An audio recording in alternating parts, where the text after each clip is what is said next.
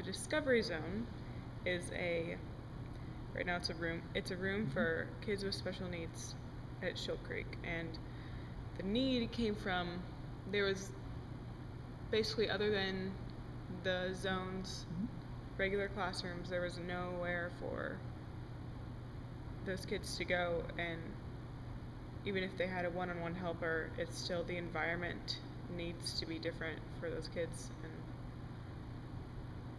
yeah. How did you get involved in it? How did I get involved? I was looking for a project to do for my Girl Scout Gold Award, which is a single service project devoted to 65 hours of community service, yeah. And so I asked Shoal Creek what they needed, and this is what they said. They said they wanted to make a place for kids with special needs. And so I said, okay, I'll do it. And pretty much just went at it and researched for it and put it all together. What has been the most difficult, or what was the most difficult part in all of putting it together? What was like the biggest obstacle? I think the biggest obstacle was the planning stage before I even started buying things, because purchasing items is not that difficult, but the planning stage of getting everybody on the same page, getting the staff to agree at Shoal Creek, and just getting the support of a lot of people, and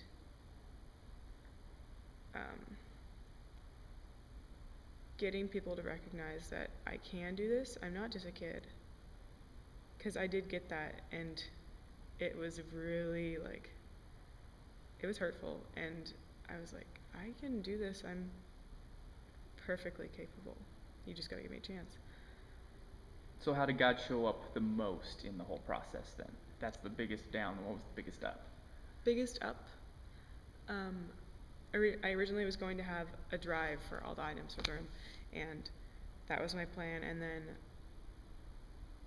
Roy thought, you know what, people are probably going to be more willing to give monetary donations. And I was like, yeah, okay. And he was like, give me a number. And they said, think of a number of what it'll cost and then double it. And I was like, okay. So I was like, okay, so 2,500. So I told him 5,000, and I thought that was ridiculous. And I was like, there's no way on earth we're gonna even get close to 5,000. And so they had a service on special needs and basically announced this giant need. Like, we need money for this room to happen, for there to be a place to help out these kids. And sure enough, 5,000.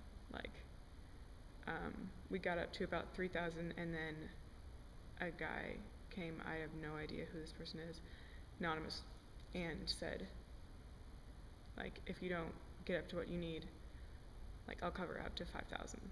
And I was just like shocked. That whole Sunday, I couldn't believe it. We had 2,500 after the first service alone, and it was just really one of those moments where I was like, it was really a God thing. Like, this is really gonna happen, and like, he's gonna take care of it. And he did. And yeah, that was really cool.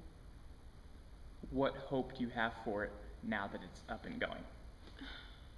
I really hope that it becomes, well, I hope that word spreads and that gets out, but I also hope it becomes not just playroom. I want it to be a place where those kids can, like, learn about the love of God, and they're going to learn about that through people caring for them, for there being a special place, but also, like, talking about God with them. I mean, because they can learn it too. I mean, yeah, I just hope that it's a really safe place and a place they look forward to going to. Like, I want that to be their best hour of the week, and hopefully word gets around.